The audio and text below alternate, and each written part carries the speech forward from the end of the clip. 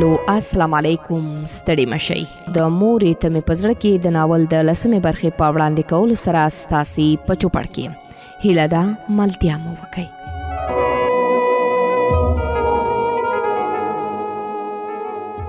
استاده ما سره په سایکل باندې ځئ؟ هغه هم ټینګار ونه کړ او راپورته شو.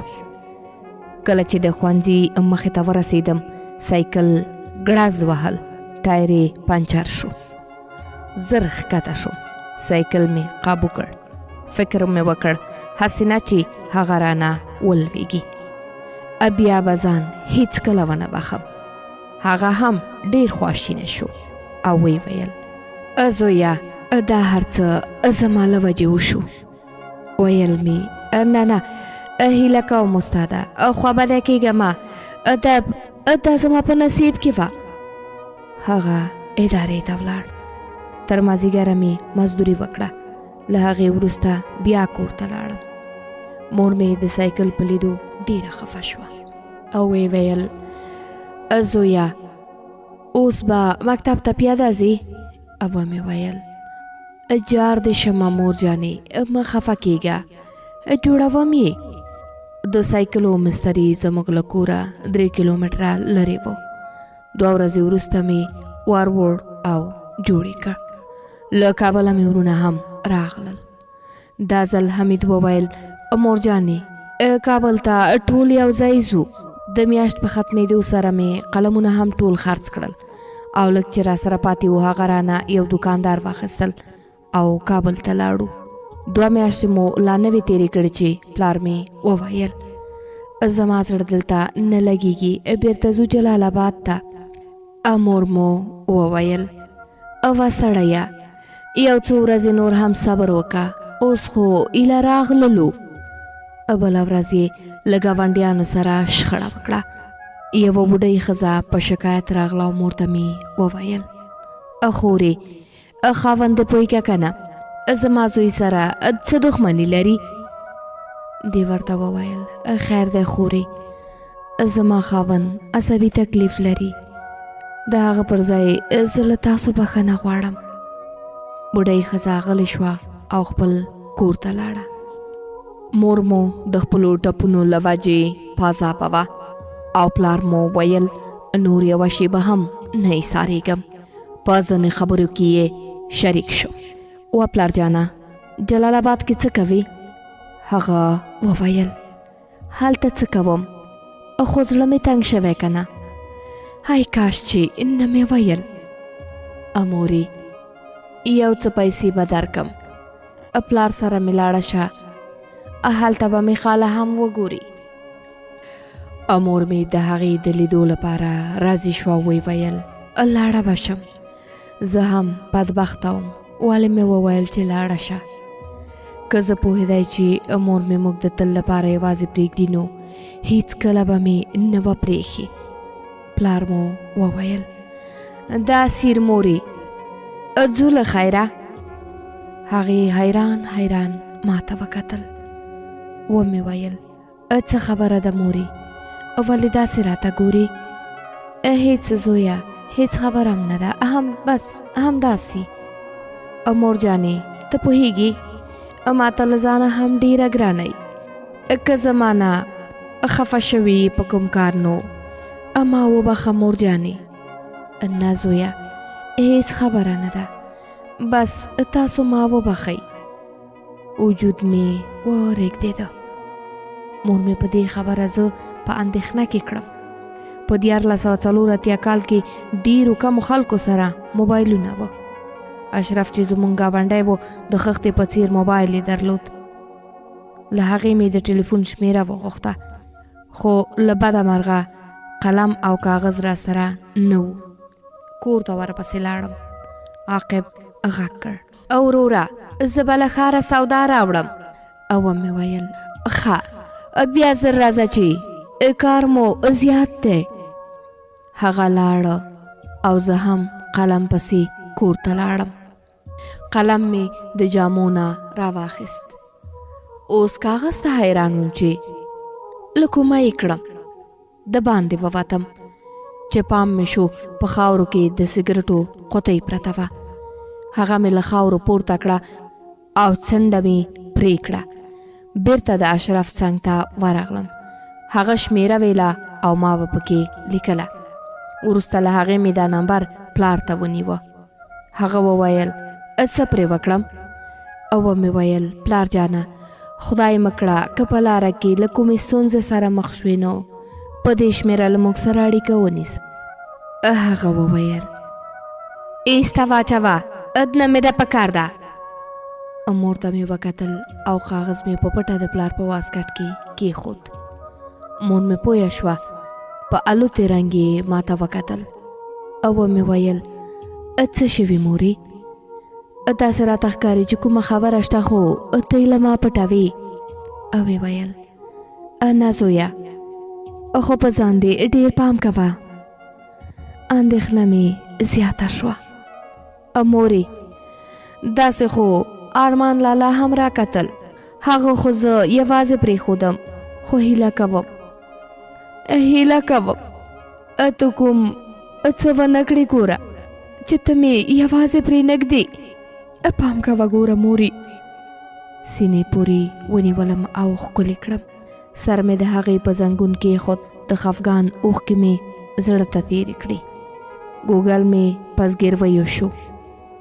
ژر یې له غېږې پاڅېدم او ومې ویل مور جانې ستا په تګ وېرېږمه ته مه ځه.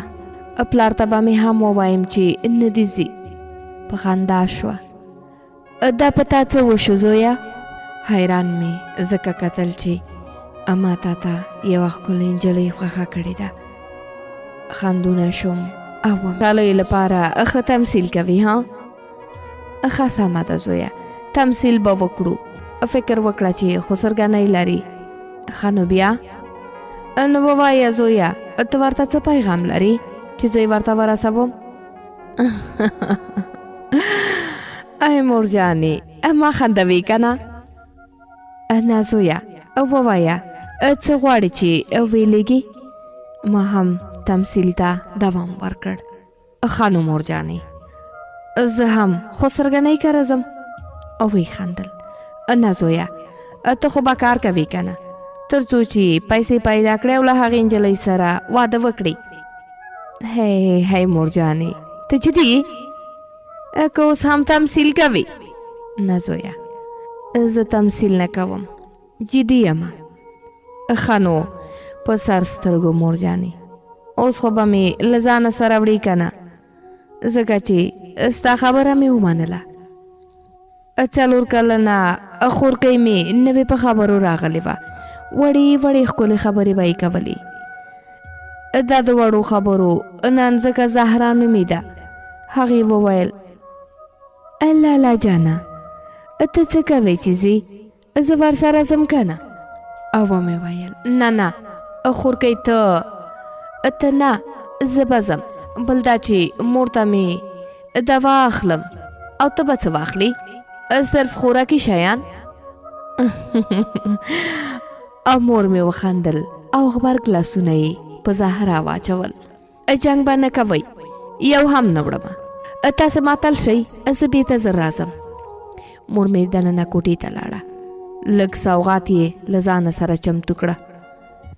ځینې شیان لکه نیم من ممیز او 6 چکۍ د جامو مینځلو صابون او لږې مینچې یې هم واخیستلې چې نیمې خپلې خور ته او نیمې هغې نجلۍ ته ورکولې کومه چې د دې خوښه وه. هغه راغله غږ مې پرې وکړ. وا مورې او سوغات هم وړې؟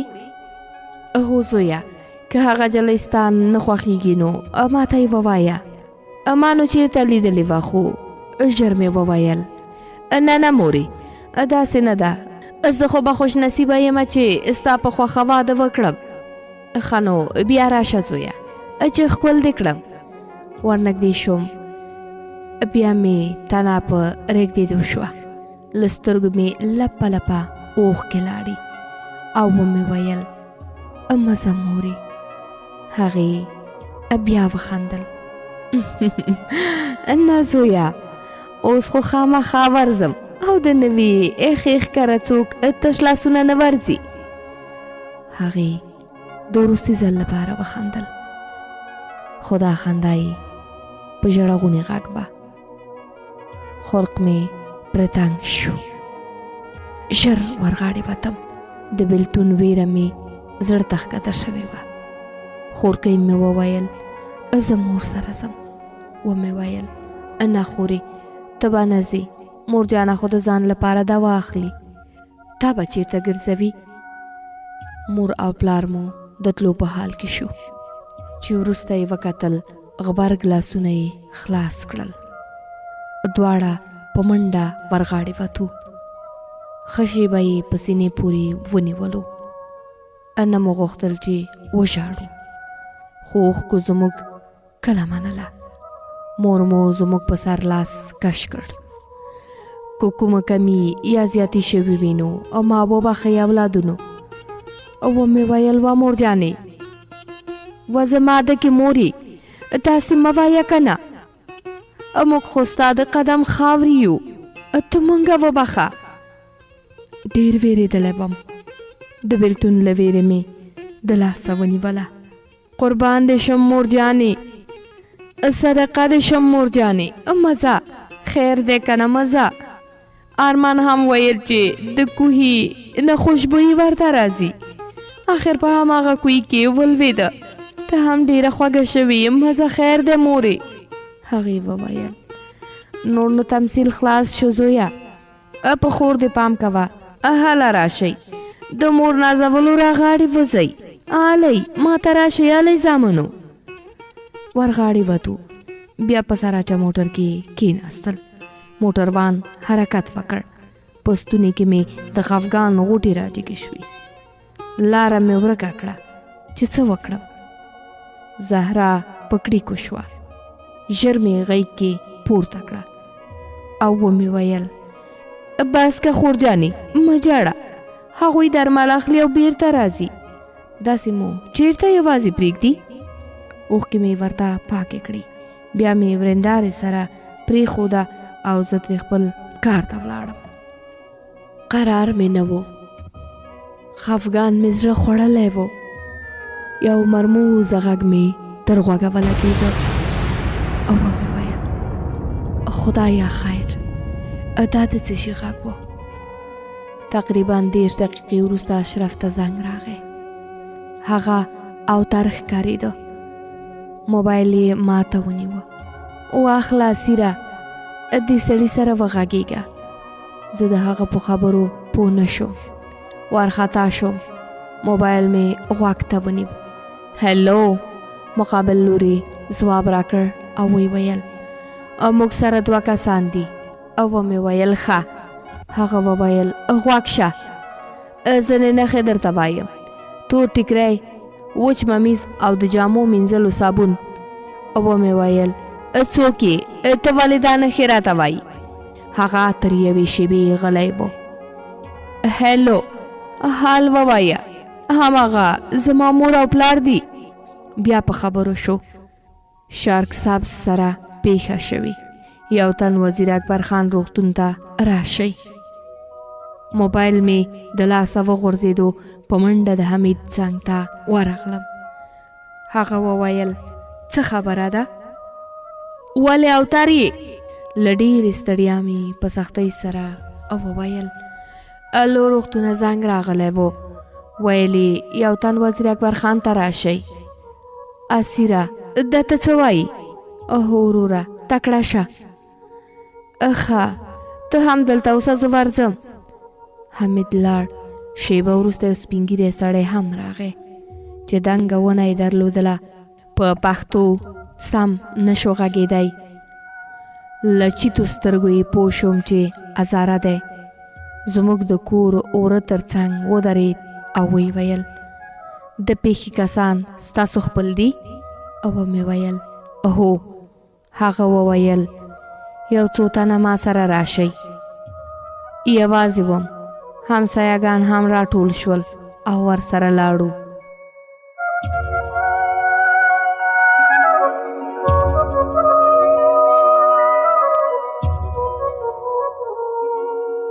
سپین ږیري سړي یو ویجاړ ځای کې ودرولم چې دغه ساعت عاقب او حمید هم راغلل. سړي وویل خپل هوش له لاسه مه ورکوئ، املا مو وتړئ چې مور مو په حق رسېدلې ده او پلار دې روغتون کې دی. ومې ویل نه، ته تېروتی یې، هغه ژوندی ده. مور او پلار مې جلال آباد ته تللی دي، هغوی بیرته راځي.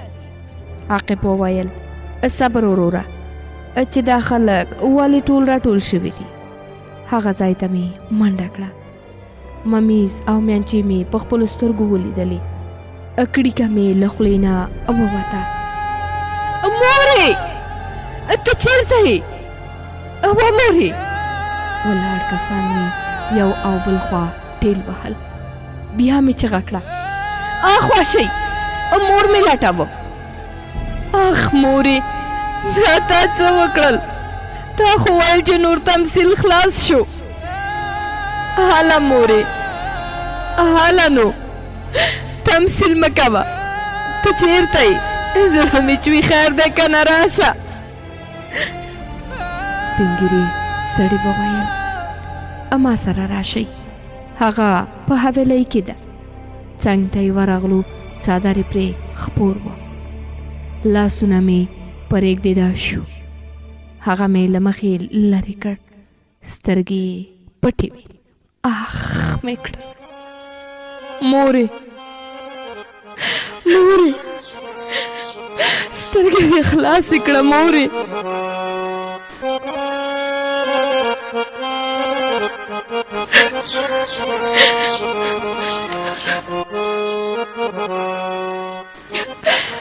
د لیونو په څېر مې ورته اندامونه وپلټل. پښو سره یې جوخت کېناستم. مورې، ته خو ټپونه هم نه لرې. پاڅه، ته ژوندی یې، پاسې مورې. خیر دی که نه؟ پاسېږه، پاسېږه مورې. چغه مې کړه حال عاقبه، مرسته وکړه چې مور مې روغتون ته وړو. بس کاسیره، هغه مړه شوې ده، په هوش راشه. نه نه نه نه، ته دروغ وایې، زه خپله ورسره خبرې کوم. مورې، مور جانې، خیر دی تمثیل مه کوه، هیله کوم مور جانې. پاسېږه مورې، ستا په هېڅ ځای کې ټپ نشته، ته روغه جوړئ. مورې پاسېږه مورې. مورې زما کور پتا جنت دې، ما د پاره فرښتې ژوند لتا نه عبادت دې. ته د ژوند د غره چینې، ته د ژوند د غره چینې.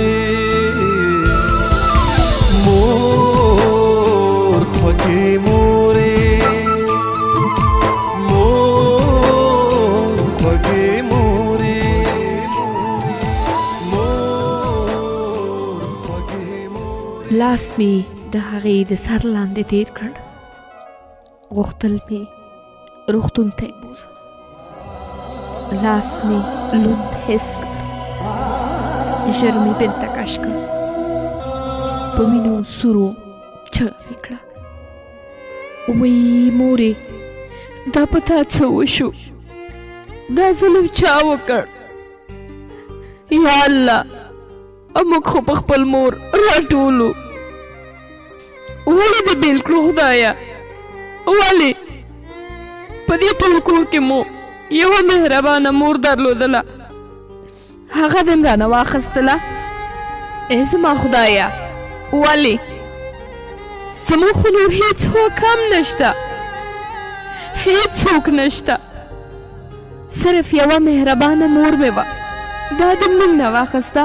ای زما خدایه ولې؟ سپین ږیري حاجي وویل پاڅه زویه صبر ولره. څنګه صبر شم؟ څنګه صبر شم؟ زه نور څوک لرم؟ زړه مې چوي، څنګه صبر شم؟ ما غوښتل ژوندون د هغې هیلې پوره کړم. د هغې زاړه ټپونه لا ښه شوي نه وو. څنګه صبر وکړم؟ غوښتل مې هغه یو ښه ډاکټر ته بوزم. دوی څنګه مسلمانان وو؟ زما د مور سره یې څه دښمني وه؟ چا ووژله؟ زه د چا نه پوښتنه وکړم زما مور چا ووژله؟ چا ووژله مور مې؟ پیوند جامون دلوگے شما سافری موری اگو بچیو تخیرات غواڑی سوالگری موری پیوند جامون دلوگے پیوند جامون دلوگے شما سافری موری وکو بچیو تخیرات غواړي سوالګری موري. سپین ږیري وویل په سړک کې چا ماین ښخ کړی و. نو څوک و هغه ظالمان؟ هغه ظالمان څوک و؟ طالب او که کوم بل څوک؟ یا الله ولې دغه خلک نه غرقوي؟ زه خو یې بې موره کړم.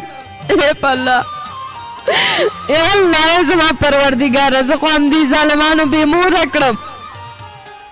مورې تا څه وکړل؟ مورې تا څه وکړل مورې؟ موږ دې چا تفریح خودو مورې؟ زه چې خدای کړم ته پېښه څه ګیله بله چا وکړو دا مې کرښې د تندی دي مه مې وینه نه دې وینم کړ مې اوښکې لیونی دي مه مې وینه نه دې وینم. مورې په تا خو مې پلار د مرګ وارونه وکړل، په تبر ووهل شوې، په چاړه دې سر پرې پرې شو. تا بیا هم موږ یوازې نه کړو، خو نن د هغه ظالمانو لخوا په داسې مرګ ووژل شوې چې په ځان هم پوهه نه شوې مورې. نه پوهېږم یا الله هغوی څه ډول ظالمان دي، د کوم مذهب دي چې ماین د عامو وګړو لپاره په سړک کې ښخوي. دوی انسانان نه دي انسانان، بلکې بې رحمه وحشیان دي،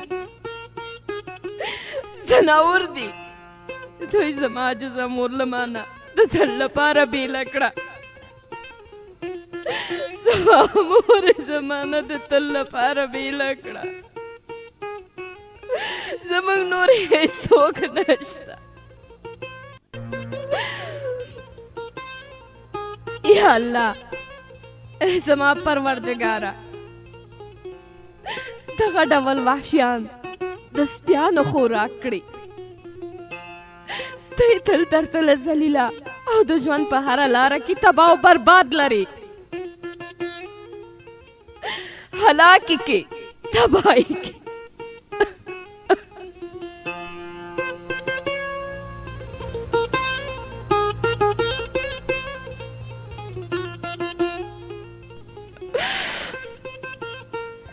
د مور تابوت مو کلي ته یووړه. پلار مې زخمی د وزیر محمد اکبر خان په روغتون کې بستر و. کلیوالو 2 قبرونه ایستي وه. یو مو د پلار لپاره و، هغه مو بیرته په خاورو پټ کړ، او بل کې مو مور خاورو ته وسپارله.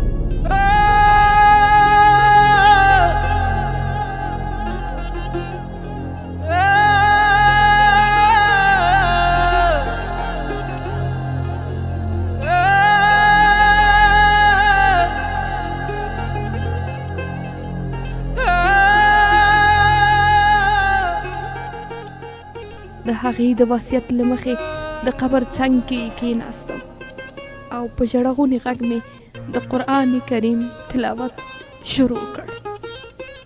سر را باندې وګرځېد. له شناخت سره مې تکیه وکړه او مې ویل مورې ته پوهېدې چې ته مړه کېږې ځکه د تمثیل کولو ما خو ستا ومنله خو تا د ارمان په څېر کار وکړ ولې دې یوازې پرېښودم ولې مورې ولې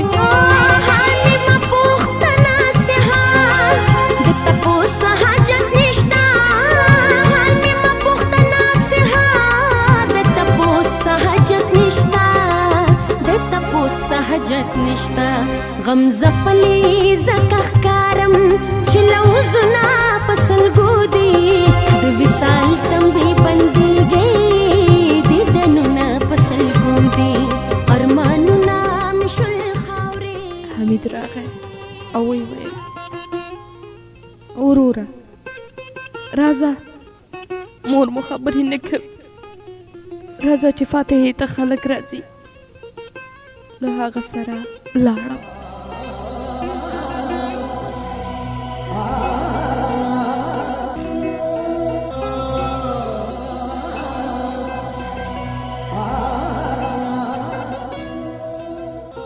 د زرپاڼې خپرونې خوږو مینهوالو د مورې ته مې په زړه کې ناول لسمه برخه همدومره وه چې پورا ناول اورېدلو لپاره زموږ یوټیوب چینل ضرور سبسکرایب کړئ. هیر مو نشي دوهمه برخه هم ډېر ژر چاپېږي.